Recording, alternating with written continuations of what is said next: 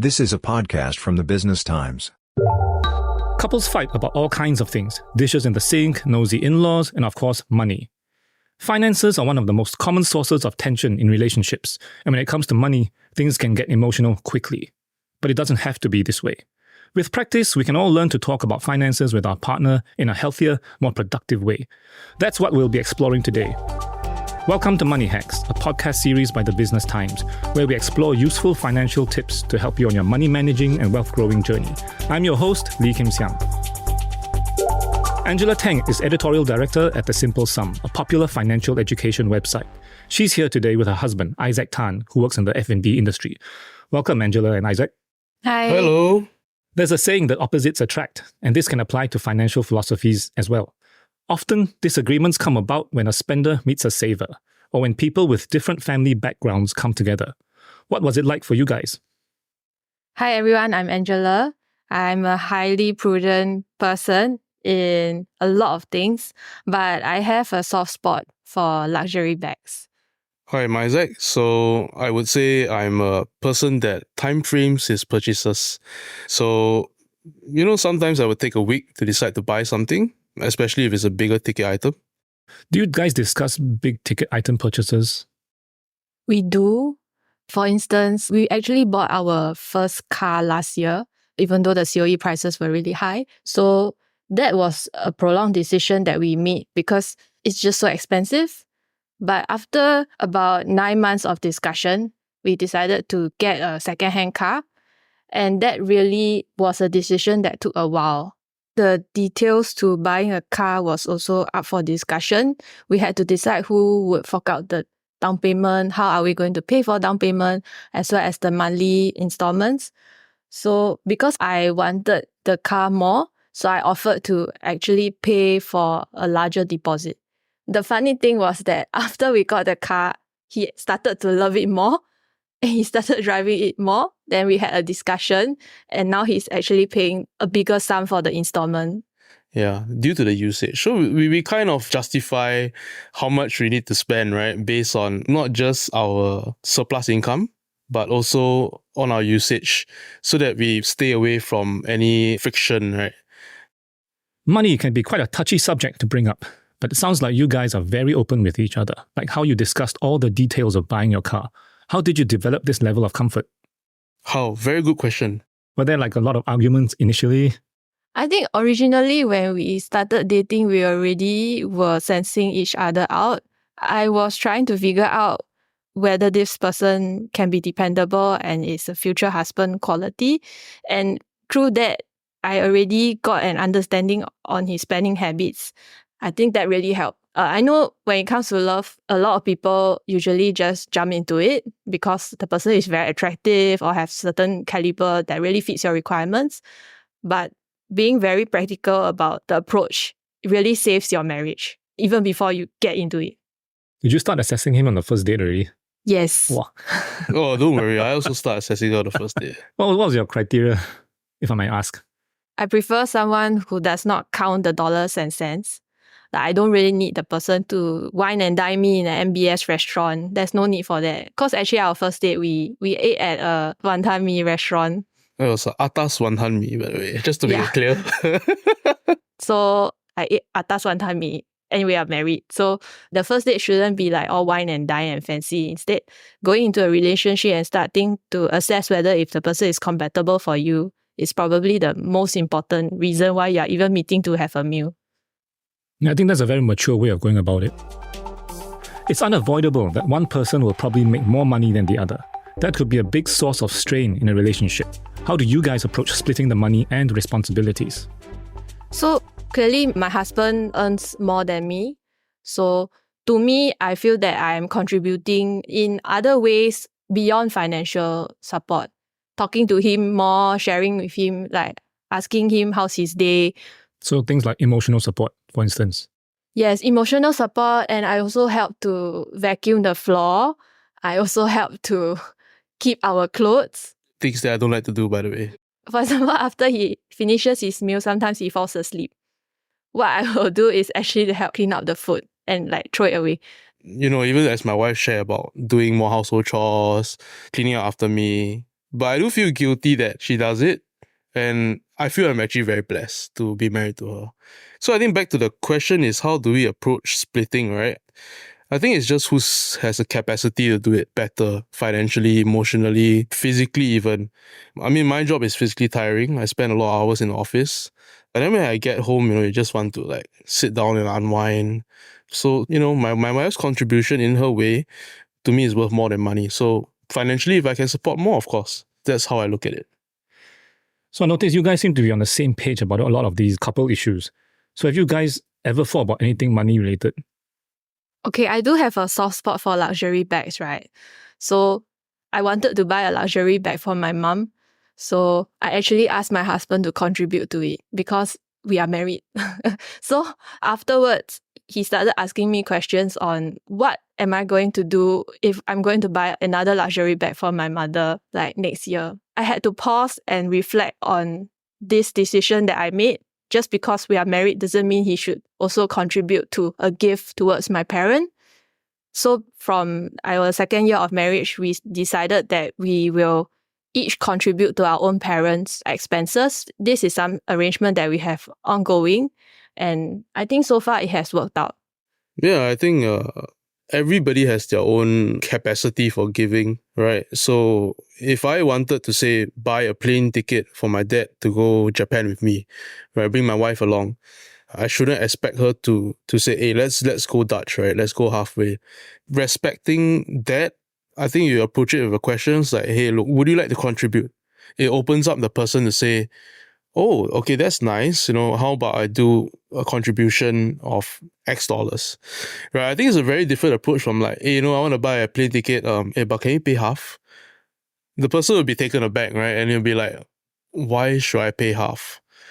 So I think it's the approach also. I think being respectful is very important. And I think this practice that we have has actually kept us from fighting over monetary issues. Fighting about small things day to day is part and parcel of any relationship. But sometimes it can obscure the real conflict beneath. What do you think they were really about? So when you get married, you don't just marry the person. There's always the saying of you marry the family. Yes. That is actually, I think, usually one of the biggest hurdles couples have to face. So how do we manage it? We try to take some time from the discussion. I know some couples try to have their fights settled before they go to bed because they want to wake up tomorrow fresh. I believe that if you actually deprioritize the issue, because you know that you cannot run away from your in-laws, they are part of the family, and whatever you say will actually hurt your spouse. Yeah, I think it's okay to take time. Sometimes the issues are so deep inside you that you need the time to really like let go of the emotions and say, hey, look, this is the real problem. Let's solve that real problem. Yeah, I think respect is very important. Yeah, agree. Yeah, agree. Still to come, we break down the nuts and bolts of financial planning for couples, budgeting, tracking, investing, and so on. Market Focus Daily, a roundup of market movements and the news that drove the trading day, here and in the region. Every trading day at 6 p.m., directly from the Business Times newsroom. Listen at businesstimes.sg/podcast or wherever you get your podcasts. And now, back to Money Hacks from the Business Times. Welcome back to Money Hacks. Walk us through your budgeting process. How do you allocate savings for different goals? How do you split the contributions? Do you have individual accounts or a joint account? We practice this budgeting theory. It's called Pay Yourself First, where you set aside money for savings before you pay your bills and other purchases. So we have 4 types of funds. One is a household fund, the other is the kid fund, a holiday fund, and a savings fund.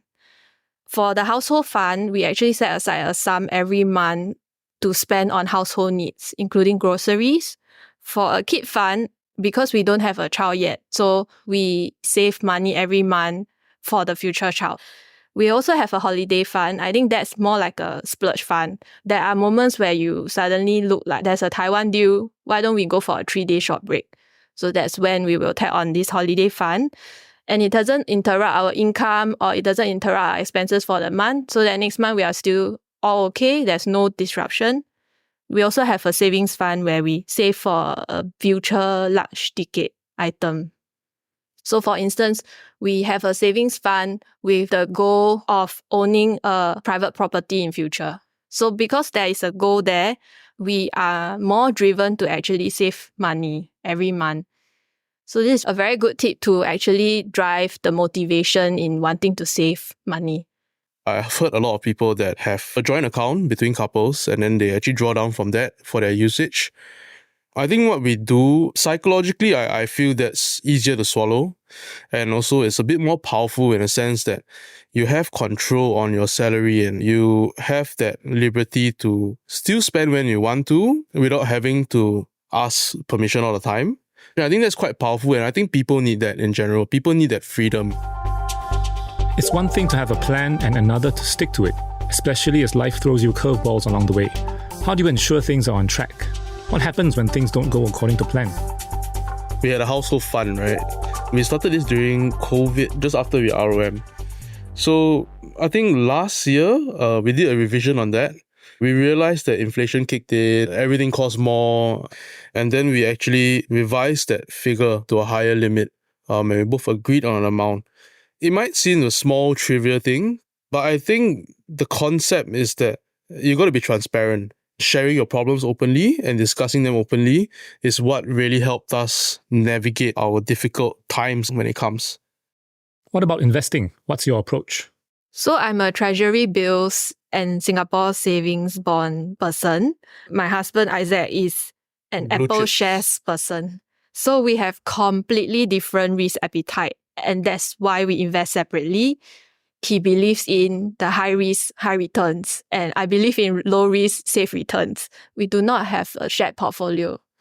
So when I do my investments, I'm actually a very fundamental kind of investor, right? I tend to look at the health of the business, the budgets, the running costs, operating costs, and the revenues, right? I'm not like, everybody's buying Apple, let's go buy Apple. Everybody's buying Tesla, right? Let's go buy Tesla. But if you actually understand how all this works and you make an investment, the risk is lower. In that aspect, I'm very thankful that my wife respects my investment decisions. Yes, have I lost money? Yes, but thankfully I made more than I've lost. I think at the end of the day, it's just about respect. The second most important thing is we don't dive into, say, our funds for the household, right? We don't take money from things that we're supposed to save on. I think that puts you in a very dangerous situation as a couple because then it opens up a whole can of worms, of problems and friction, right? And that's what you want to avoid. Once in a while, we will also check in to ask each other about your investments. Like, how is the investment? I saw that Apple is not doing as well. Is it okay? So in a way, we are each other's portfolio consultants. Listening to all your stories, it really jumps out to me that you guys really put in an effort to communicate and respect each other. What advice do you have for listeners to better communicate with their partners? I mean, to be honest and realistic about it, we didn't get to this stage naturally on the first day of our marriage, right? We went through a lot of hardships also. And I always like to jokingly share this. It's like treat your partner as your boss. It's about being respectful. Your tone, your approach is different. You don't go to your boss without preparing your financials, right? You look like a person who didn't do their job, right? So I give you an example. So, you go to your wife and or your partner, you're like, hey, look, I was thinking, can we buy another car? I did the math. I think we can afford it. Here's how much more we need to give every month. I'm willing to put out that extra. Can we do it?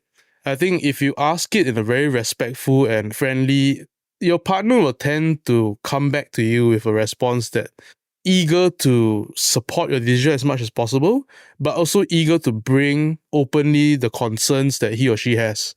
Right? I think that's very important. But of course, don't abuse the boss status. Don't be like, I'm the boss of the house and stuff like that. When you treat your partner as your business partner, it's important to have like a key person be in charge of it. For instance, I am basically the account manager and looking at how much we are spending every month. So for instance, if I say like, let's go to Taiwan for a 3-day trip, and then he says like, no, let's just go to Japan. Oh, but I'll be like, that's like 3x the price. Like, Can you imagine how much we have to spend if we are there? Yeah, and then when she's the boss of that, I have to go into my financial discovery process, right? So I'll justify to her, hey, look, Japan is just a couple $100 away. It makes a lot of sense. So I think that boss business partner approach has really helped us to sort of avoid a lot of conflict. So the conclusion is we went to Taiwan in the end. Yes, thankfully for our wallets. Angela and Isaac, thank you for joining us today and for being so candid. Thank you so much. Thank you for having us. Every couple handles their finances differently. Like Angela and Isaac, it takes time and work to figure out what works best for the both of you and to iron out any issues along the way. But at the end of the day, what matters most is that you're in this together. Financial goals, values, and habits may change, but as long as you and your partner are communicating with each other, you'll be able to ride the waves as they come. And here's the good news. It's never too late to start that conversation, even if you've been married for years. If you're listening to this right now, maybe it's time to take that first step. This has been Money Hacks from the Business Times. I'm Kim Siang. Till next time. This is a podcast by the Business Times. Find more BT podcasts at businesstimes.com.sg/podcasts or wherever you get your podcasts. This podcast is meant to provide general information only. SPH Media accepts no liability for loss arising from any reliance on the podcast or use of third parties' products and services. Please consult professional advisors for independent advice.